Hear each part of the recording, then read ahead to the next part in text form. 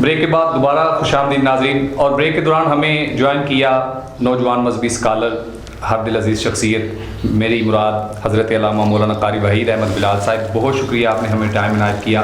ناظرین، آج کا ہمارا ٹاپک ہے امام حسن علیہ السلام کی ولادت باسعادت. تو اس سلسلہ میں قاری صاحب کی بلاگ ہم نے مدعو کیا ہے، آپ ارشاد فرمائیں. بسم اللہ الرحمن الرحیم.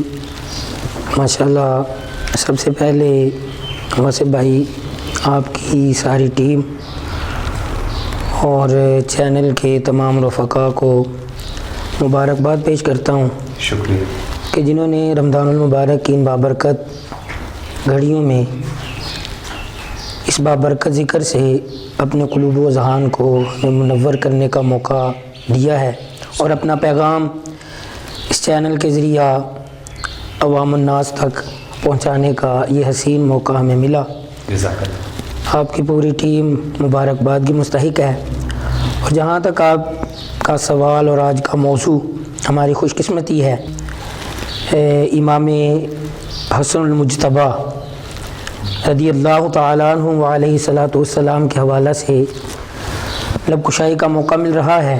جی، تو جس طرح آپ نے کہا کہ آپ کی ولادت کا یہ حسین دن ہے، تو جہاں شہزادوں کا ذکر ہو تو جچتا نہیں کہ جس ذات کی وجہ سے ان شہزادوں کو یہ عزت، یہ فوقیت، یہ مرتبہ ملا ہے، ان کے ذکر کے بغیر ہم شہزادوں کا ذکر کریں. اللہ اکبر، اللہ اکبر، سبحان اللہ.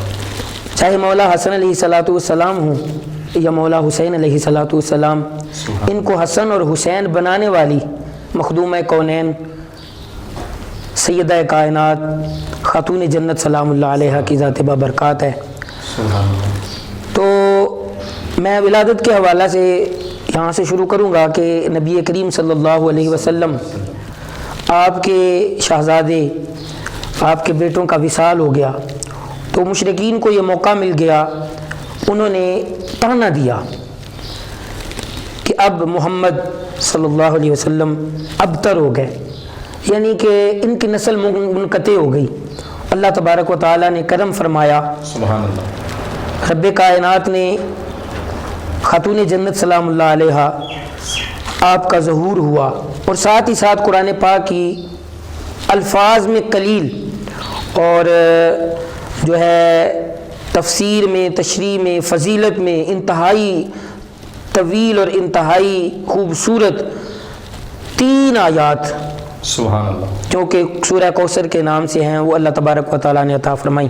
سبحان اللہ. خلاق دو عالم نے فرمایا انا اعطیناک الکوثر، سبحان اللہ. کہ اے محبوب صلی اللہ علیہ وسلم، میں نے آپ کو خیر کثیر عطا فرمایا.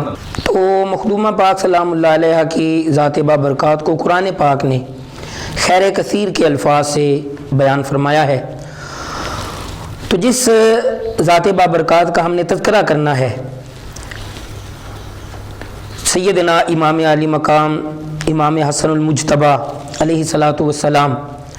تو میں آپ کا تعارف ولادت کے جو الفاظ میں نے بیان کرنے ہیں ان سے پہلے یوں عرض کروں گا کہ امام حسن رضی اللہ تعالیٰ عنہ علیہ صلاۃ والسلام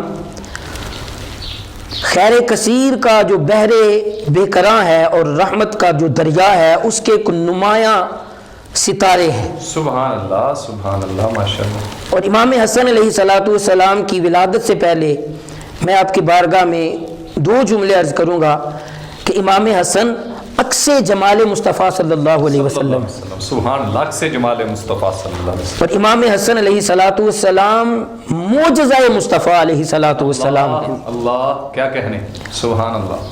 آپ احباب ذات امام حسن علیہ صلاۃ والسلام کے حوالہ سے یہ لفظ سن کے یقیناً کچھ حیرانگی کی طرف جائیں گے کہ امام حسن کی ذات کس طرح معجزہ مصطفیٰ علیہ صلاۃ والسلام ہے. سبحان اللہ. تو جس طرح کائنات جانتی ہے کہ 15 رمضان المبارک اس کائنات میں امام علی مقام امام حسن علیہ صلاۃ والسلام کا ظہور ہوا، تو سیدہ کائنات مخدومہ پاک سلام اللہ علیہ نے تھوڑی ہی دیر بعد مصلی پہ تشریف لے گئیں، سبحان اللہ، اور اللہ کی بارگاہ میں سجدہ ریز ہو گئیں. سبحان اللہ.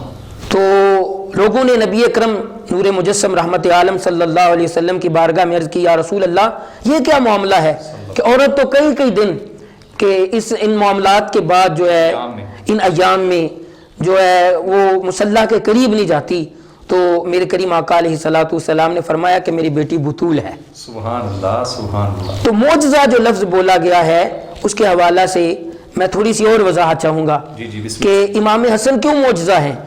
یہ عمل ساری مخلوق کے سمجھ سے باہر ہے اور معجزہ ہوتا ہی وہ ہے جو انسانوں کی عقل میں نہ آئے. بے شک بے شک. ہر انسان سی عقل سے ماورا. تو امام حسن علیہ الصلوۃ والسلام کی جب ولادت ایسی ہے جو ہماری سمجھ کے باہر ہے تو امام حسن کی ذات کا کیا مقام ہو. سبحان اللہ سبحان اللہ سبحان اللہ. امام حسن علیہ الصلوۃ والسلام کی ذات بابرکات. پھر آپ کی ذات بابرکات کے حوالہ سے دیکھا جائے ولادت کے بعد جو ہے سب سے پہلا مرحلہ وہ نام تجویز کرنے کا ہوتا ہے. تو امام علی مقام امام حسن علیہ الصلوۃ والسلام ہوں یا امام حسین علیہ الصلوۃ والسلام ہوں, ان دونوں کے بابرکت نام زبان مصطفیٰ سے صادر ہوئے یہ اللہ تبارک و تعالیٰ نے خود تجویز فرمائے. سبحان اللہ سبحان اللہ. کیا کہنے امام علی مقام امام حسن علیہ الصلوۃ والسلام. تو یہ ہے کہ بڑے گھر کی بڑی باتیں ہیں. بے شک کیا خوبصورت جملہ آپ نے ارشاد فرمایا. بہت بڑا گھر اور اتنا بڑا گھر خود بڑائیاں عطا کرنے والا. اللہ اکبر اللہ اکبر. ساری کائنات کو جتنی بڑائیاں ملی ہیں اسی گھرانہ سے ملی ہیں. بے شک بے شک. تو امام علی مقام امام حسن علیہ الصلوۃ والسلام کی ولادت باسعادت کے بعد پھر دیکھا جاتا ہے لوگ اکٹھے ہو جاتے ہیں کہ یہ چہرہ جو نیا اس کائنات میں آیا ہے یہ کن کن رشتہ داروں سے ان کی شکل ملتی ہے. تو میں قربان جاؤں امام حسن علیہ الصلوۃ والسلام کی صورت پہ آپ کی سیرت پہ دیکھنے والوں نے دیکھا یہ تو عکس رخ مصطفیٰ صلی اللہ علیہ وسلم ہے. سبحان اللہ. میرے کریم آقا علیہ الصلوۃ والسلام کا دیدار اور میرے آقا علیہ الصلوۃ والسلام کے انوار و تجلیات ظاہری اور باطنی امام حسن علیہ الصلوۃ والسلام کی ذات بابرکات میں اور آپ کے چہرہ منور سے نظر آتے تھے. سبحان اللہ. اور امام حسن علیہ الصلوۃ والسلام کے اور امام حسین علیہ الصلوۃ والسلام کے متعلق جو معروف حدیث مبارکہ ہے میرے کریم آقا علیہ الصلوۃ والسلام نے ارشاد فرمایا کہ الحسن والحسین کان اشبہ برسول اللہ. سبحان اللہ. کہ یہ حسنین کریمین جو ہیں یہ نبی کریم صلی اللہ علیہ وسلم کے ہی جو آپ کے ظاہری اور باطنی حسن کی ایک مثال ہیں. بے شک بے شک. تو یہ گھرانہ جو ہے حافظ واصف صاحب جی جی قرآن سے جدا نہیں اور قرآن ان سے جدا نہیں. میں ولادت کے بعد چاہوں گا کہ امام حسن علیہ الصلوۃ والسلام کے حوالہ سے قرآن پاک کے ایک دو جو مقامات ہیں ان کو ذکر کیا جائے کیونکہ یہ گھرانہ قرآن سے جدا نہیں اور قرآن ان سے جدا نہیں ہے. تو جب ہم امام حسن علیہ الصلوۃ والسلام اور دیگر اہل بیت کو قرآن پاک کے حوالہ سے دیکھتے ہیں تو آیت تطہیر. اللہ اکبر. کائنات ایک دوسرے کی پاکیزگیاں بیان کرتی ہے مگر یہ گھرانہ وہ ہے کہ جس کی پاکیزگی خود رب کائنات بیان فرما رہا ہے. انما یرید اللہ لیذھب عنکم الرجس اہل البیت ویطہرکم تطہیرا. سبحان اللہ سبحان اللہ. یعنی ایسے پاک فرما دیا جس طرح پاک کرنے کا حق ہے. سبحان اللہ. پھر دوسرے مقام پہ قرآن پاک کی آیا بینہ جو ہے کہ رب کائنات نے یعنی آیا مبارکہ کے الفاظ عرض کرنے سے پہلے میں یوں کہوں گا کہ جس رب نے نماز فرض کی ہے, جس رب نے روزہ فرض کیا ہے, جس خالق کائنات نے ہمیں حج کا حکم عطا فرمایا ہے, اسی رب نے ہم پہ اس گھرانے کی محبت کو بھی فرض فرما دیا. سبحان اللہ سبحان اللہ. آیا مودت قل لا اسألکم علیہ اجرا الا المودۃ فی القربى. سبحان اللہ. تو اس میں بھی امام حسن علیہ الصلوۃ والسلام جو ہیں وہ اہل بیت رسول صلی اللہ علیہ وسلم کے ساتھ ساتھ نظر آتے ہیں.